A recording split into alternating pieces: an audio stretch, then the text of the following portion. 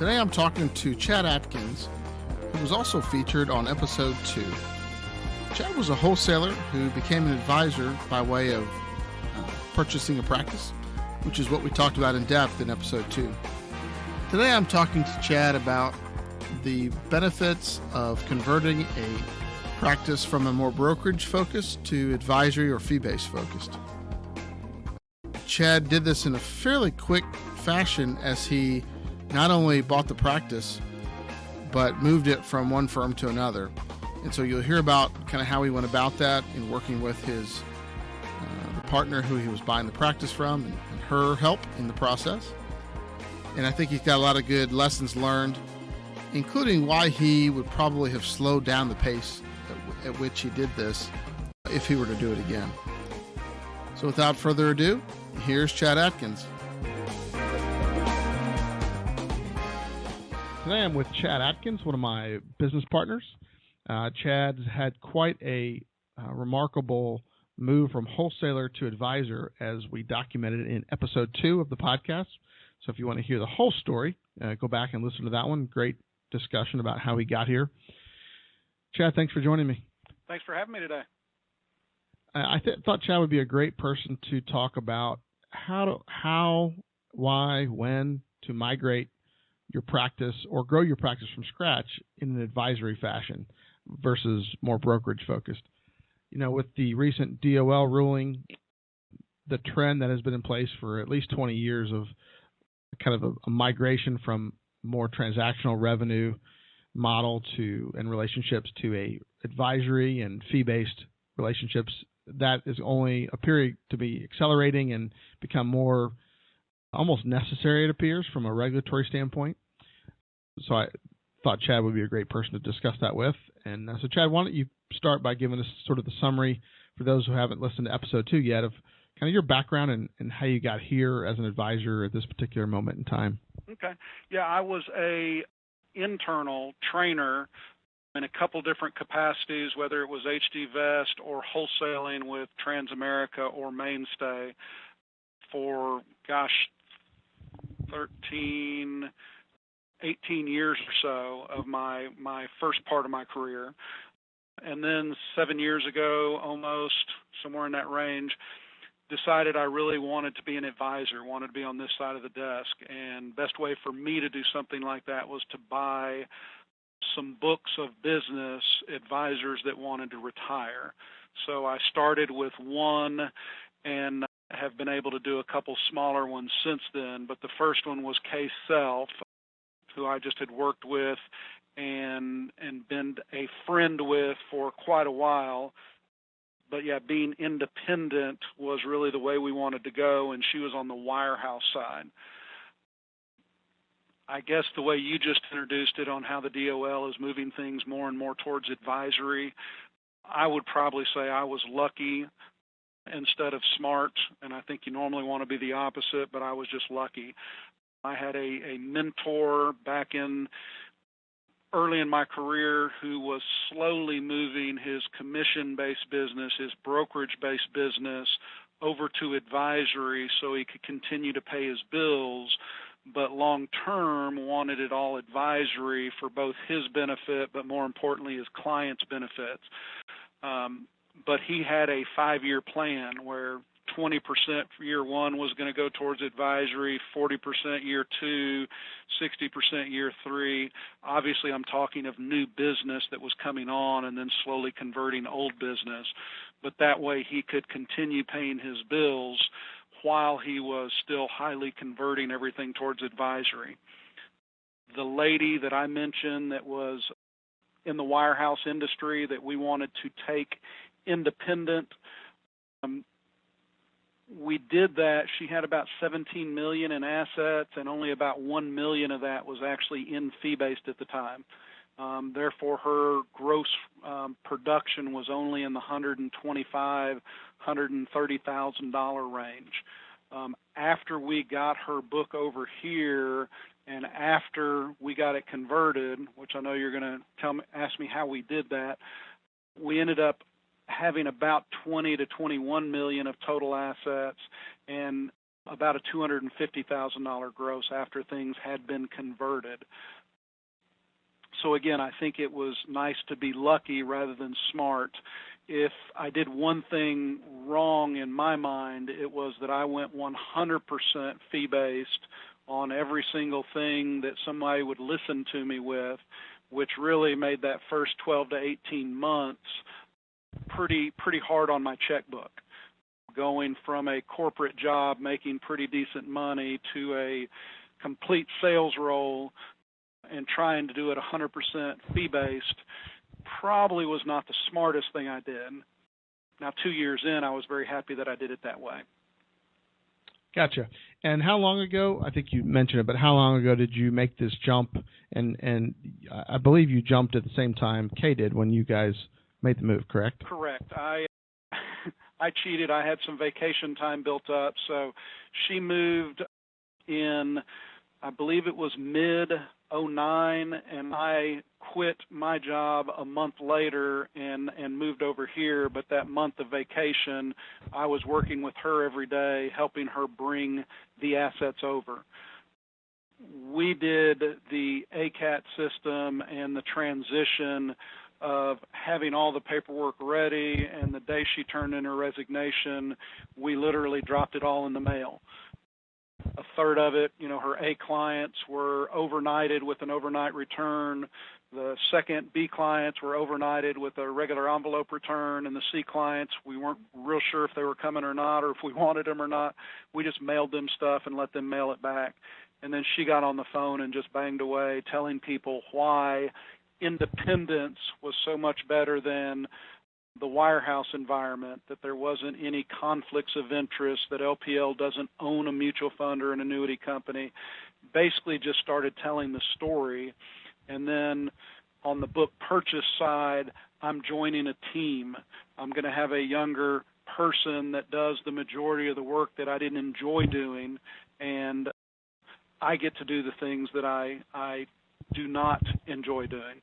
But really her biggest thing was, let's go independent.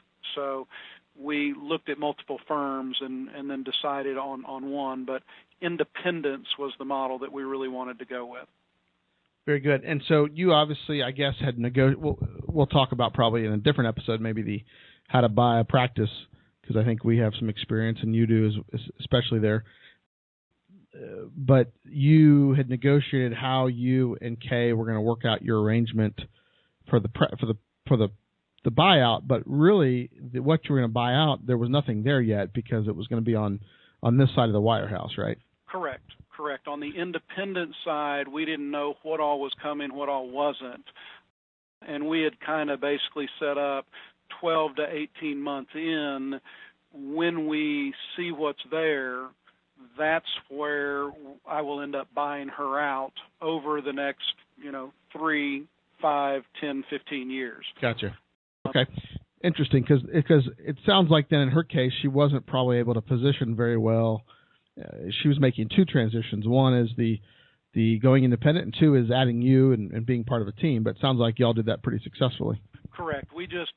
Part of the reason she was leaving the wirehouse was to be on a bigger team that would allow her to do the things she enjoys and not have to do the things she doesn't enjoy. So having 2 or 3 heads versus one was a real easy transition for her to pitch, and the idea of independence versus the wirehouse world that kind of tells you what to do. Right. And then in her mind, which clients don't care about this at all, going from a 30% payout to a 90% payout in the independent world, splitting that, in essence, both of us were getting raises. Or I should say she was getting a raise and I was trying to get a raise. Right. You were trying to get something, but there's a lot more to split up when you have that kind of margin versus trying to split something at a wirehouse. That's kind of difficult to split up 30%. Yeah, team at a 30% level versus team at a 90% level. I mean, if it's just 50-50, we're both at 45% payouts versus 30 where she was over there, or 15 if we tried to team over there. Yeah, it's amazing how those dynamics just are a lot easier to deal with. So let me start from the beginning in terms of, especially because you had a kind of a fresh, clean slate when you were moving. if we're talking to someone that's more like Kay, that's been in the business a while, in her case a long while, but has never really made the kind of the move to advisor, hasn't really dove in, so to speak. Why advisory versus brokerage, just conceptually? Well, from an advisor side or a client side, we felt like we had to be able to have bullet points that made it a win-win on both sides. In my mind, and I think Kay agreed and said the same thing to her clients, is there starts to become a conflict of interest on the commission side, and I think that's what the DOL is talking about. As a wholesaler behind closed doors in 2008, I absolutely had big teams telling me their business strategy. And their business strategy was, we were going to do reviews twice a year and try and move 25% of the portfolio. Well, in a commission base, moving 25% meant 25% commissions on the sell, and another 25%, of the book moving commissions on the buy. So in essence, they were flipping 50% of the book once to twice a year.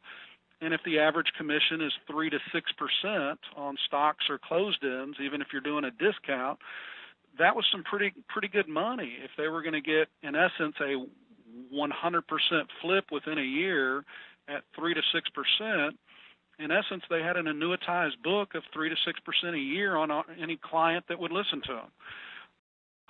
We are on the other side at 1.25%, 1.5%. In my mind, taking a pay cut, which if you explain that to the client properly up front, they like that they're paying less, but we also don't have that conflict anymore.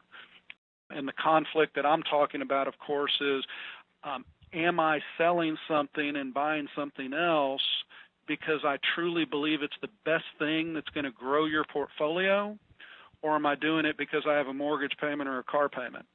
And when we explain that to clients, they kind of always said, in the back of my head, I wondered if this was the best thing. But on a fee basis, if I'm charging 1.25%, 1.5% on the account, I can tell the client, we're now sitting on your side of the table. We're now looking you in the eyes and knowing that, in essence, we believe making a move is in your very best interest, because now our benefits are, in essence, aligned. I want your account to go up because my 1.25 or 1.5% is higher if your account goes higher. But on top of that, if I make a move just to protect you because I don't want us to lose money, again, our interests are aligned. I don't want you to lose money because if your account goes down, my fee on your account makes what I take home to my family less. So I can truly look a client in the eye and say, I'm finally on the same side of the desk with you. If your account goes up, I get to do more things with my family. If your account goes down, I got to tighten my belt also. In that instance, you know that the reason I'm buying or selling something in your portfolio is I have a vested interest. I must believe it's the right thing. And that's kind of what we talked to clients about when we were bringing them over, that yes, our team has a new philosophy. Yes, our team is doing things a little different. Yes, our team thinks it's for the benefit of the client. But behind closed doors, I personally like fee-based planning for advisors as well. If I have a base book of clients, I don't have to spend all my time going out and looking for new people or going out and trying to flip their account in one shape or form and justify why I'm doing it. I can truly service the people that I already have if I'm happy with the income level I'm at. I don't have to grow as long as I don't start losing stuff. Yeah, I sometimes position that for the client benefit is, because that's going to affect them if they might not see that or understand it all the time. But like you said, maybe some of them feel that because, I would tell people, I get paid to take care of your money and try to grow it or protect it, depending on what's going on, versus moving it around or getting more of it or getting new people's money. And, eventually we all kind of do what we get paid for, right, to some degree. Absolutely. And again, don't hold it against me that I was a wholesaler for a long time, but Of course not. behind closed doors, everybody had different business models. If they were the seminar kings and they were, if they were commission based, they were either doing a lot of new marketing to bring on new clients so they didn't have to go flip accounts, or if they just wanted to service the clients they had and tell that story, they kind of had to flip the accounts like I mentioned before. So whatever business model they created, one way or the other, I don't think it was the best interest of the client. It was the best interest of the advisor, was really how they designed their business plan. And what I mean by that is I'm either spending 90% of my time growing my book, looking for the next person, the next kill so I can eat, or I'm going in and churning, for lack of better terms, accounts to make sure that we get to eat. So I don't think either of those are in the best interest of a client versus advisory. All I have to do is take care of the clients and make sure that they're hopefully growing and happy with our service. And then at least Sure. we get to pay our bills and eat. Yeah, if you think about the hypothetical great advisor who in the commission world picks good stuff and you can hold it for a while. Let's say you pick the perfect set of stocks or funds or whatever, and you don't have to have any turnover, and you just say, hang on to this, it's good, and it goes up, and the clients make lots of money. Well, how's the advisor getting compensated? They're not, which, of course, as you're kind of saying, you don't see too much of that where people just buy the best stuff and hold it, and the clients are happy, and the advisor, goes out of business because they're not making anything for that good advice over time. So, yeah, I think that you've laid out a good case for why it at least certainly makes sense to very, very strongly consider advisory. Besides all the regulatory pressures, it's just a more elegant way to, help people who are entrusting you with their money. I think Zig Ziglar always said, if you help enough other people get what they want, you'll finally get what you want. And a different way of creating a win-win. And we're always trying to say it's got to be a great deal for the client first, and then it needs to be a pretty decent deal for us as well. And I personally have hook, line, and sinker, or drank the Kool-Aid, however you want to say it. I truly believe that advisory is the best thing for my clients. So as you were making that move, these clients, obviously almost all of them, didn't have a lot of direct experience, at least recently, working with Kay in advisory accounts and how that works. Did you come across many objections, concerns, comments? Kind of what was their reaction? I think you said some of them, obviously, a lot of them were positive, or they wouldn't have converted, but did you have any particular common objections or people that didn't want to convert and it was a sticking point? And then were there any surprising, I guess, positive comments or thoughts that, before you went through this the first time, you hadn't really had in the forefront of your mind? Well, I think to back up one step, we had a little bit of a business plan on how we were going to slowly introduce it, follow up and talk about it again more in depth the next time, and then finally make the recommendation the third or the fourth visit. And so we had decided we were bringing everything over in kind. We didn't make any changes on the transition, unfortunately. And I say unfortunately because I had to do paperwork twice whenever we did convert. But we had planned on doing quarterly reviews to really show the value of a team instead of one person, that we could sit down and spend the time. We also tried to implement some planning. What are other things that you're concerned about? Can we do some rough numbers to help you feel comfortable that you're, one, either you know your number, or two, you're headed in the right direction towards achieving that number. So we had a plan that really we weren't going to even recommend that they switch to advisory until the third or fourth meeting, which obviously would have been, 3 quarters or 4 quarters later.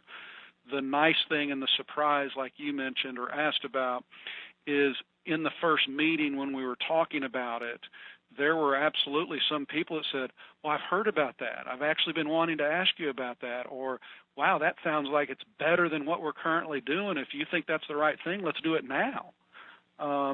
And it was almost hard to say, well, let's wait until next quarter, or let's wait until the third meeting. So we did convert some stuff much quicker than we thought we would. just because, again, I think we had a business plan in mind. We had a plan of attack, and we actually had bullet points on how we were going to talk about fee-based versus commission, the advantages we felt like there might be, and then that there could be some disadvantages. So kind of stepping from that to know we had a plan, what were the objections or the concerns? I think it's really what the advisor had maybe painted the picture in the past is if we buy and hold, kind of your scenario, we may be paying 1.5% year 2, year 3, year 4, and we didn't make any moves. It seems like it is pretty expensive if we don't ever make any moves. Now, had she kind of sold the buy and hold idea much, or was that just hypothetically you're talking about well, that? I think that's the hypothetical. I think advisors, and Gotcha. Kay included, would say, brokerage, commission-based, you only pay me for my knowledge, for my work. So whenever I come to you with a new idea and we sell or buy, that's when you pay me. And, if we buy and hold for 10 or 15 years, then that's going to be pretty cheap. Well, again, you either better be out hunting new people, or you better come in and make lots of changes in their accounts, and then in the back of the client's mind, is this in my best interest or the advisor's?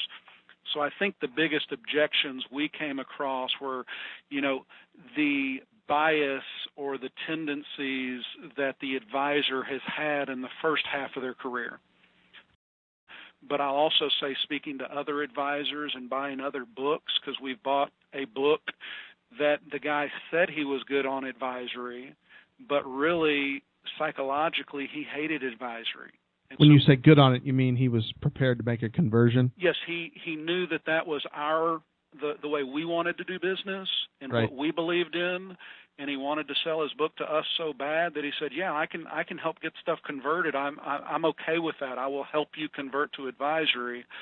But the more and more we talked to clients, the more clients we found he had trashed advisory and said negative things in the past, and that really his baseline belief system was buy and hold, set it and forget it, and go look for a new person. I mean, he came from a firm that was door knocking and always looking for new meat.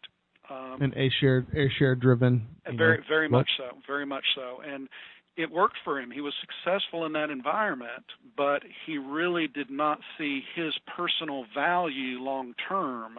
He only saw it short term of getting them on a short-term plan and hoping nothing ever changed the rest of their life. Therefore, their plan was still okay. I have found throughout the years that if there's one constant, it's that everything changes. Sometimes small changes, sometimes big changes, but financial planning is not a one-time snapshot picture in time. 3 months, 6 months, 12 months later, the picture changes just a little like we do. Right. And how would you advise, from a mindset standpoint, have any particular, tricks of the trade to help advisors realize that value that they're providing if they're doing the right things for their clients? Because I think you're right. We can get these beliefs that, we don't know that much, or I think we underestimate how much clients value our opinion and our guidance at times. Any thoughts for people that get stuck in their own head, so to speak? Well, I just think some of those various books, and there was Nick Murray wrote a couple of very good books early in my career, and the Zig Ziglars had some great tapes. But again, if you truly believe you help people, I think it's real easy to kind of overcome the thought process, because I truly believe the biggest objection or the biggest concern, the biggest roadblock is the advisor having that switch in his mind, believing that this really is good, if not best, for my clients. Clients, I believe, will 99% of the time do what you tell them to do. That's why they came to you. That's why they trust you. But, yeah, I think you're right. How do advisors really believe that they do good stuff? Well, one, I think we have to have thick skin in this industry, and when the market has its little downturns like the first 45 days of 2016, we're not idiots. This is a long-term investment. If we hold on, things will come back. And again, 45 days later, we're touching the resistance level, the all-time highs again. So if it's a long-term, I think we're all pretty smart. If we got our licenses, we're much smarter than most of the people in the world because those tests aren't easy. But if we do a little bit of service, a little bit of hand-holding, and a little bit of long-term planning, I think most of us that have been around a while understand we're better than 99% of the people in the world. Most clients bury their head in the sand. They focus on what they're good at. They focus on their jobs. And that's why they have debt, and that's why they haven't have savings, and that's why they're not really close to the goals that they need. They desperately need us to point them in the right direction and hold them accountable. To me, it's just like working out. If you want to get on a workout regime, you're probably going to be better off having an accountability partner, a friend that makes fun of you if you don't show up or if you sissy out or whatever it is, or, gosh forbid, if you really don't have friends that will hold you accountable, go and pay a trainer. I can do that stuff without a trainer, but if I'm spending good money, I'm probably going to show up and I'm probably going to work a little harder. And I think clients using advisors. That's a great point. I think, like you said, there's plenty of books. Nick Murray is great. I mean, he will either scare you out of the business or convince you that you can do anything in the world, pretty much, the way he kind of writes and speaks. But yeah, and there's a lot of good self-help or sales training material out there. Or heck, talk to your peers that you respect, but yeah, I think that is a big deal, sort of that mindset. Because if you don't feel there's value, it sure is hard to communicate that to your clients. But yeah, my experience and observation is the same as yours, that the kind of people that we probably should be working with, they don't hand over their trust and confidence, easily. But once they've sort of said, "You're the guy, you're the gal to help me," they want you on that wall, so to speak. They need you on that wall to make the recommendations, and they're happy to pay for the value through an asset-based fee versus the whole song and dance that tends to go with the transactional-based activity. Correct. And then did you have any? I know I've had one or two people that probably, when I made that conversion to advisor, that for whatever reason they liked the old way, or they did the math and they said, okay, it's more expensive, and that was a hang-up. Did you hit that at least once or twice, or was it mostly? I know it was mostly smooth, but yeah, no, we absolutely came across that. There's so many articles out there, depending if you're reading, Money Magazine or whatever, that, fee-based can be bad, it can be expensive. And again, in our bullet points that we had in our own little pitch book, we had a little piece of paper that said, to be able to work with me, and I hate to say this, but you're going to have to pay me. I can't work for free. And there are three ways that, in essence, we get paid in our industry. I'll tell you what I think is the best, but I just like to lay out all three, and you decide which way you want to pay me. And we literally had number one, commissions. I said, stocks and closed-ends are typically 3 to 6% upfront commission, and that's once on the buy and once on the sell. I'll discount it significantly for you, but you're still going to pay it. Mutual funds are somewhere in the 5.5% range with certain amounts of money, maybe lower, all the way down to zero if you do C shares, but then there can be a 1%, surrender penalty and some higher internal fees. And I just actually had an example written down. If you're $200,000, $100,000 in stocks and bonds and closed-ends, and $100,000 towards mutual funds, A shares, in essence, you were going to be paying me, and I kind of did a sell here halfway through the year, not a third one, but at least a second one where we sold a couple things. You're going to pay me somewhere around 6% a year, which is what I used earlier in the call. If you're moving things around, it could just be for commission. It could be a win-win for the client and the rep. It could be a win-lose. I'm getting paid while you're losing money. I absolutely remember in 2008 talking to a very large advisor who behind a closed door said, we're selling American Airlines. The market's crashing, the economy's bad, nobody's going to travel anymore. So American Airlines is just a dead end, we're getting rid of it. And I just nicely said, what are you buying instead? Oh, we're buying Southwest Airlines. It's never missed a quarterly dividend. So to me, it was a story of why he was selling. It was a story on why he was buying. But to me, anybody with a brain would go, you just told me nobody's going to travel. The airline industry's crap. Why would I buy an airline? Oh, because it's a good airline. To me, it was a commission sell. So on our little pitch book, number 2 was you can do fee or wrap. Let's say it's 1.5% a year. The first generation product, kind of like you were paying the ticket charges, you were paying the confirms, you might get a little nickel and dimed on some miscellaneous stuff.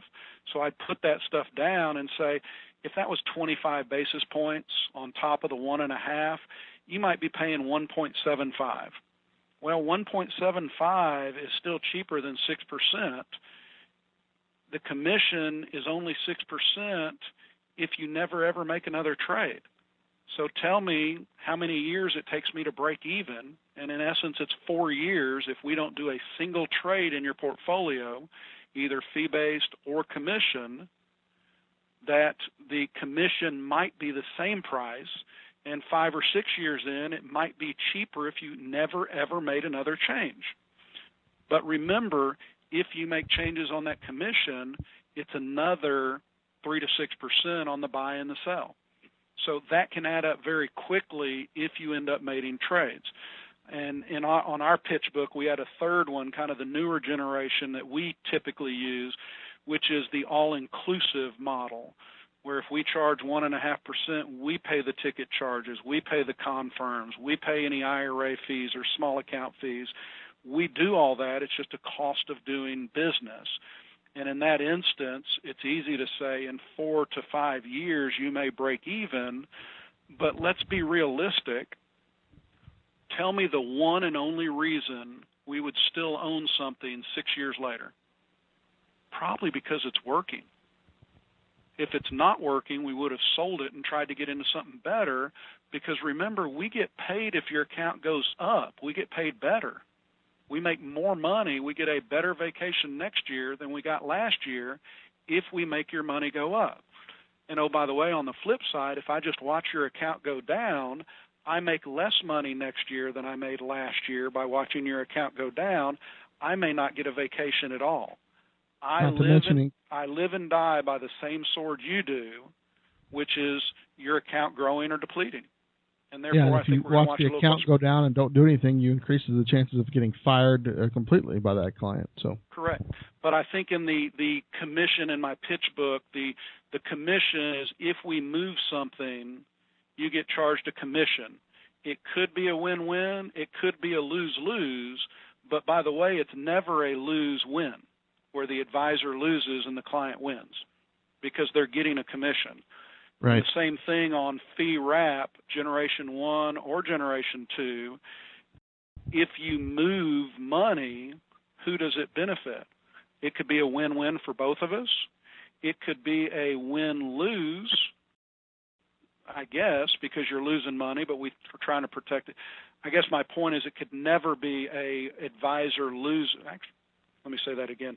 It's never a win, the advisor wins and the client loses. It could be a lose to the advisor by paying ticket charges and things, and a win to the client because they get a better product within their portfolio. Gotcha. And that was kind of what I was trying to say, and I'm sorry I rambled there, got confused. We had a very defined pitch book that the story was already lined out. I wish I had pulled it up to give you that scenario just now, but we had I think that's a great point. The idea of having a planned out. The last interview I did with Brandon Day, same issue, planning his transition. I think that's a common thread. The more time and attention you take, and you don't have to spend years doing it, but if you can really plan through what you're going to do and how you're going to explain things and make sure it makes sense, and people seem to resonate with it. But I'm sure that was very valuable in your move. I think having a script, having it bullet pointed out, I'm not one to memorize a script, but I definitely want to know if they get me off track, how I can get back on. And I think there was a professional speaker early that said, you know, what's the difference between a canned presentation that everybody hates and the very best presentation you've ever heard?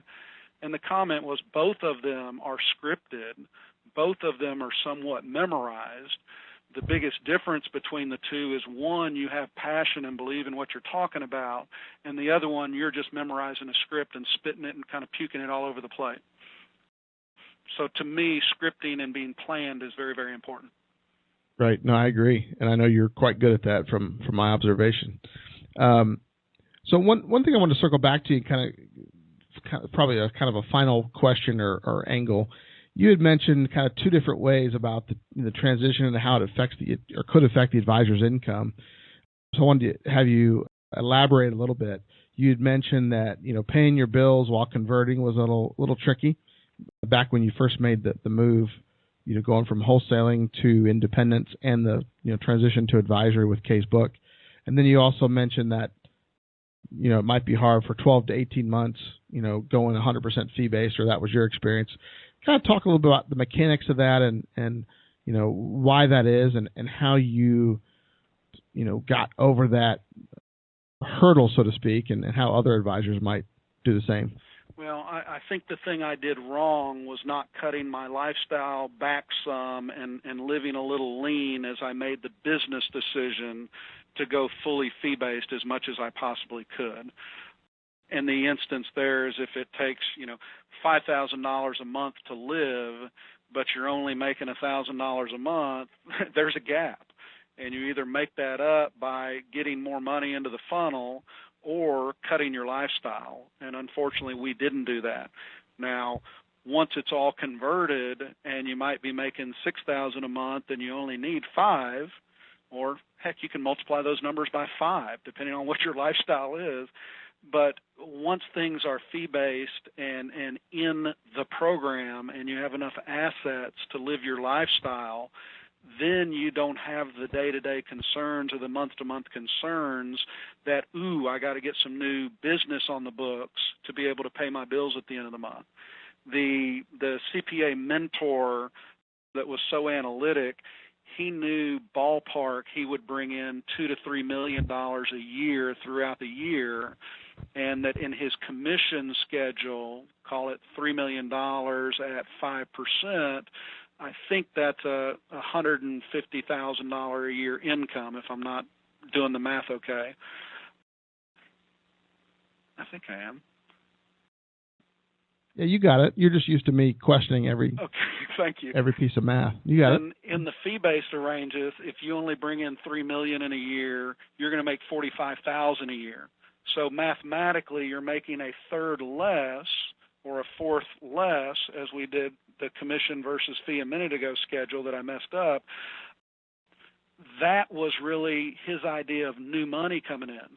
So if his lifestyle was $150,000 in that example, cutting back to only $50,000, $45,000 of revenue was going to basically destroy his lifestyle.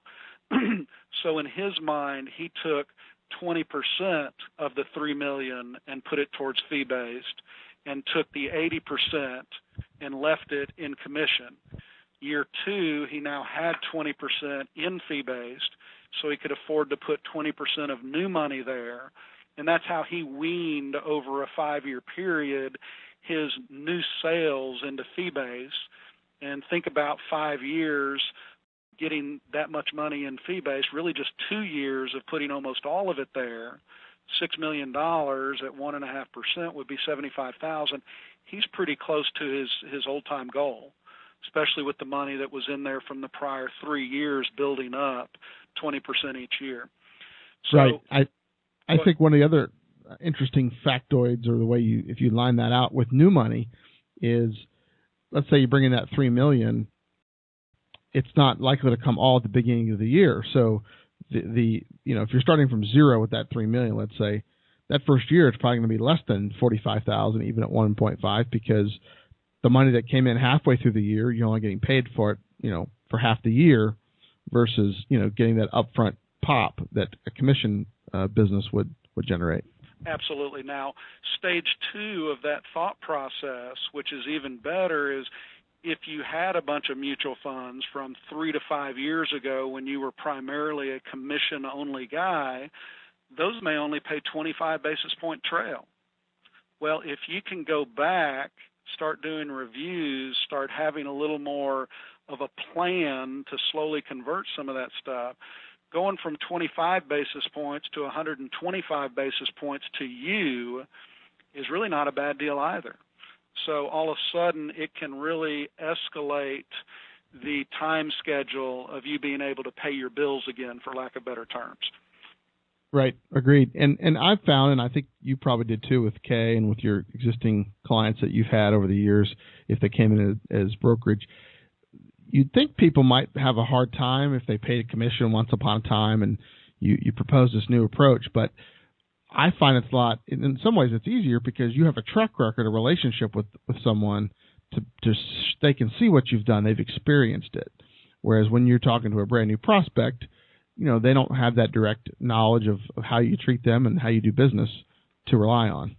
And again, I think a script and a business plan on prospects versus existing clients, prospects need to know that you want to see them X amount of times a year and that you plan on looking at their portfolio X times per year.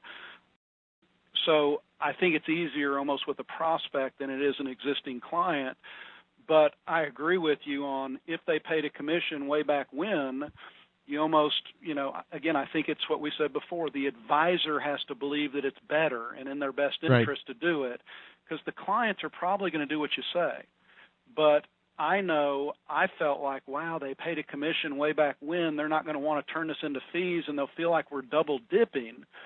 But I can flip that the other way and say I almost felt like I had to hold on to stuff for 3 to 4 years when I bought a commission-based product to make sure that it was a good deal for the client. And one of my examples, one of the funds that I started using last year, 6 months in, switched management, switched names, did some things that whenever I dug under the hood and looked at it, I go, oh my gosh, I don't like this fund anymore. I don't even want to own this fund anymore. If I was in a commission product, I would really feel obligated to hold it for another 3 years to get a total 3 to 4 year hold out of it to justify that was a fair deal for my client. In advisory, I can flip it tomorrow and know that I did the best thing for my client and that it didn't cost them anything extra to do so. Yeah, that's a great point. And it's almost like if you realize something's not working quickly, you can do that, like that example. Or if you buy something and it goes up so fast, you want to take profits, a lot more quickly than you expected. It's the same kind of thing. Yeah, it's great to double your money if it's in 6 months or something, but if you have to sell and buy something else and pay, each transaction, it colors your judgment and your decision making. Even if you're trying to be logical, it's a complication that you don't find in the advisory platform. That's a great point. Correct. So I don't know if I answered your question. But I think so. I think so. I mean, the math is, I know you and I think we're at a meeting once when someone said, well, and he was, I think, maybe a little more focused on annuities than you and I tend to be. I don't know if you know this, but we get 7%. We only get 1% a year on advisory, so that takes 7 years. And he educated us on the math, and I know I always find that humorous. But I think the idea is if you're taking care of your people and you're getting paid to take care of the money, you're going to do well over time, and you do need to have a plan. If your income depends on a certain way you've done things, you need to think that through. But the good news is you only have to make that transition once if you do it right, and then you've built this business. Then you have more predictability, which is good for you, but it's also good for clients because you can reinvest in the business. You can hire staff that, if you're going to have the volatility in commission-based income, even if it's a similar average, you may not have the predictability to add resources that would help your clients. No, absolutely. And I think some people in the commission world have done a lot of C-shares, which both the wirehouses and the independent broker-dealers have started putting tighter reins on because of the higher internal expenses. And that's where, we've looked at C-shares mathematically. If they're 75 to 80 basis points higher, and you charge a 1 to 1.25 wrap, well, how much does it cost to have flexibility, to be able to have multiple mutual fund families, to be able to know that if you wanted to pull a little off the table or put a little more back in or shift, make a change, that it doesn't cost anything extra. Right. And then again, we do that with a service model as well. We're going to touch you this many times a year. We're going to do some planning free of charge or at a reduced rate. We put in enough other stuff that allows them to see there's true value in that. And that's probably why we're, in the 90% range of annuitized. For a legal standpoint, you want to make sure you're careful about how often and where you touch your clients, but that's okay. Actually, I said that was the last question, but I came up with one more. How would you address some of the quote-unquote conflicts that are probably not as significant, at least in my opinion, and most people's kind of the advisory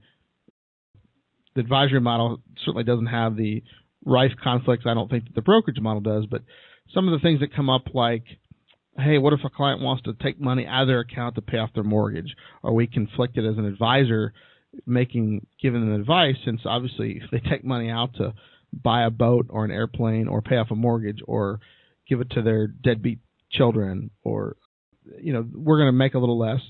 And then also the issue that's kind of ironically raising its head in this day and age is advisory was better 20 years ago because you got rid of the churning risks, or they went basically went away, the conflicts there.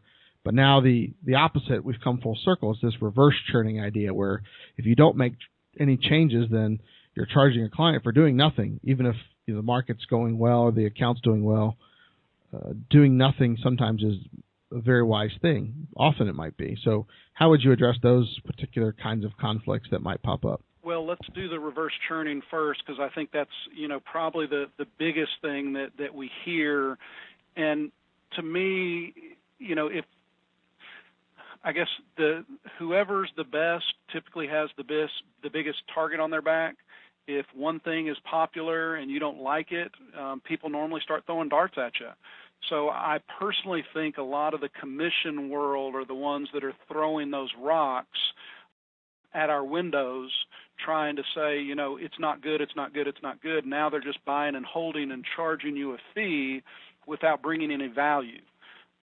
To me, and we said it before, I think the advisor has to, one, believe this is the best thing for them long term, both the client and hopefully themselves, and have a plan of whatever their service and their buying and selling philosophy is, have it very well thought out, because then to me the fee is not anywhere close to, it's more of a value versus the fee. But again, we mentioned it before, why would you own the same thing 10 years from now? Because it's working. I mean, if it's kicking butt and taking names, I'm not going to sell it.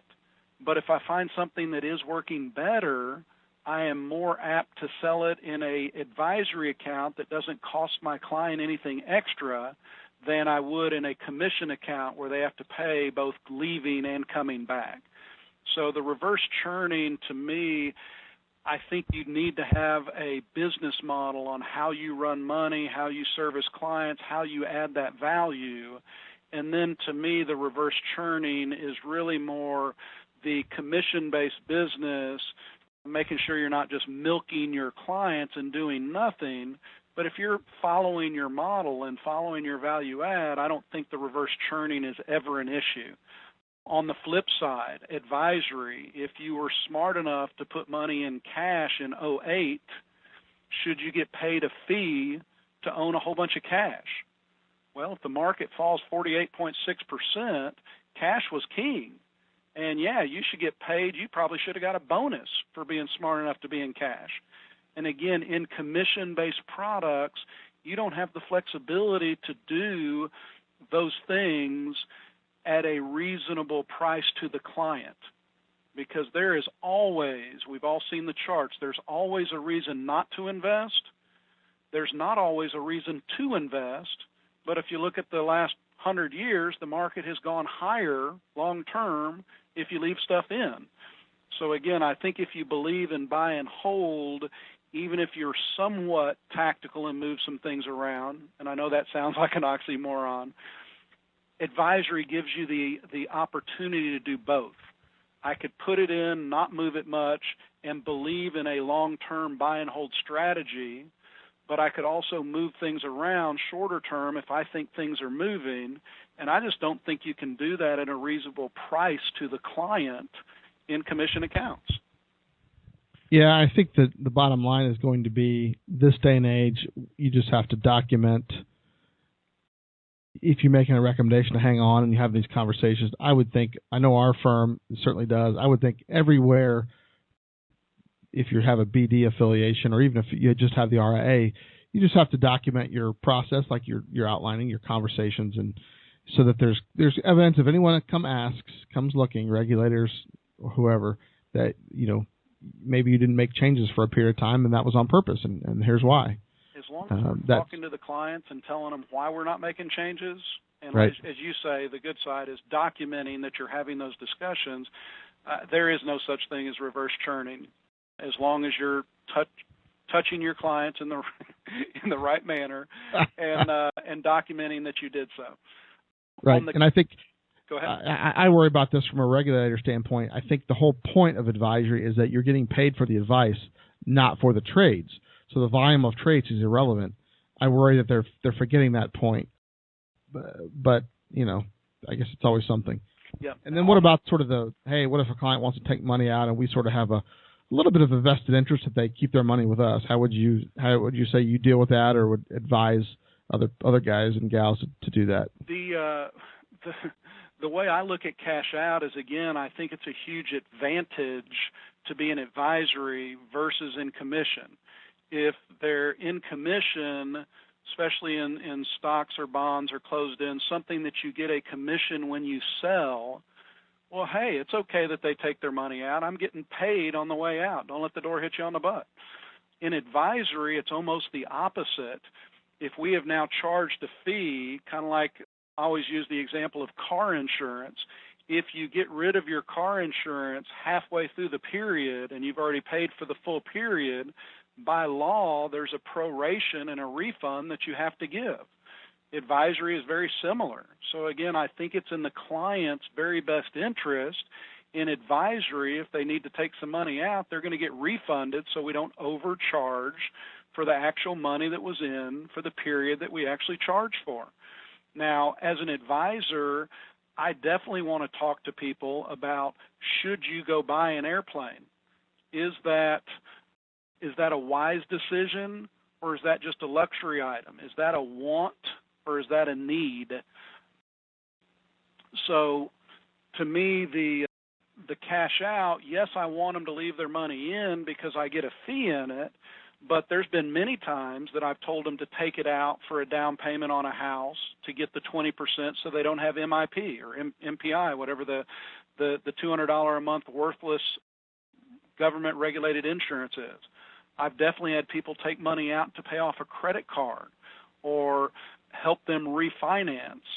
Again, I think it's just good advisors do what's very best for the clients, and they treat the money the way you would treat your own money or your grandparents' money.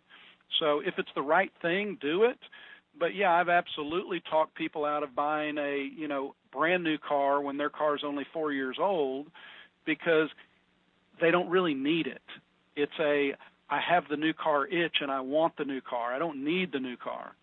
So if it's a necessity, I want them to have their money. I think it's a better deal for the client if they're in advisory. It's a worse deal for me. I'm okay with a win client, lose advisor if it's really the best thing for them. If they just have money burning a hole in their pocket, that's, again, me as an advisor holding hands saying, you told me the lake house in 5 years was your most important goal short term. You're now telling me 2 years in you want a new car. Is that okay to now bump the lake house from 5 years to 8 years? If you're okay with that, let's just change your plan. Plans change. But if you still want that lake house in 5 years, instead of saving $500 a month because you're now going to deplete it for the new car, you need to start saving $1,000 or $1,500 a month to get caught back up. are you also willing to make that step? Let's be planners. So to me, the cash coming out, it's not a conflict of interest. It's what we do every day. Even in commission accounts, you want them to make wise decisions with their money, not just let it burn a hole in their pocket for immediate gratification, buy everything they can now. That's why America's in such heavy debt. Yeah, that's a great way to look at it, and I think you would believe as I do that if you're doing the right things and you're trying to give them the best advice possible, we do better long run anyways. So I think most clients over time, if they're going to refer us people, which is how we grow the business, they're going to feel like if we're trying to convince them. No, don't take this money out, and they feel there's they just want to get paid an advisory fee. That's going to come through and going to reflect in their behavior. So I think it comes back to us anyways in our business. But yeah, you just do the best you can, give the best advice that you can, and not every model's got its own little potential conflicts, and if you do the best thing. I'm with you. I think this is a much cleaner option than the brokerage world. In my mind, any other final thoughts or comments about the conversion to advisory, or what might be some tips and tricks or final thoughts, and then how, if people want to quiz you've got a lot of knowledge and spend some time training other people in this field, and how can people find you? I mean, again, I think set up a plan, focus it on your budget. If I could have done something differently, I might have done partial commission the first 18 months and mostly fee-based instead of cold turkey the way I did it. I built some business debt up the first 18 months doing it the way I did it. The last 3 years, I think it's the best decision I ever made was going almost all fee-based. So just maybe spend the time thinking through what your individual situation looks like and if it's going to bankrupt you or not. On the, if you have other questions, I'm a big believer. If you give back, you get paid back tenfold. That's why I've been doing these conference calls with you. That's why I did training in the industry. That's why I still spend quite a bit of time training people within the firm. So, yes, anybody that would want to is more than welcome to call me. My office line, I'll just give you, is 972-421-1362. Again, 972-421-1362. If it goes to voicemail, that does automatically generate an email that comes to my phone no matter where I am. And I'm typically pretty good at calling somebody back within 24 hours if the sky's not falling in some shape or form. Yes, I can testify that is very true. Well, Chad, I appreciate your time. I know usually when I start talking and asking questions and wanting to learn more or have our listeners hear more, it goes a little longer than I would have thought. So I appreciate you being patient and generous with your time. So appreciate it. Thank you. I like what you're doing. I think it's some great information with all the people you've been interviewing and just putting it out there free for people to listen to. Value added. If they want to learn certain things, why not interview people who've done it right and wrong and maybe learn the goods and the bads. Keep up the good work. Agreed. All righty. Take care. Thanks, Sean. And there you have it. Hope you enjoyed the conversation and Chad's experience and wisdom, if you will. I've always found him very helpful in explaining concepts that sometimes I have a harder time articulating. He's a great teacher, has experience doing that early in his career. I think it serves him well as an advisor. In particular, I hope you picked up on some of the benefits of maybe having a strategic plan on how to convert brokerage to advisory to make sure the income is smoothed out a bit if you're going from a purely brokerage focus to a purely advisory focused as he did. Well, that's all for today's episode. Thank you so much again for joining us, and we will see you next time.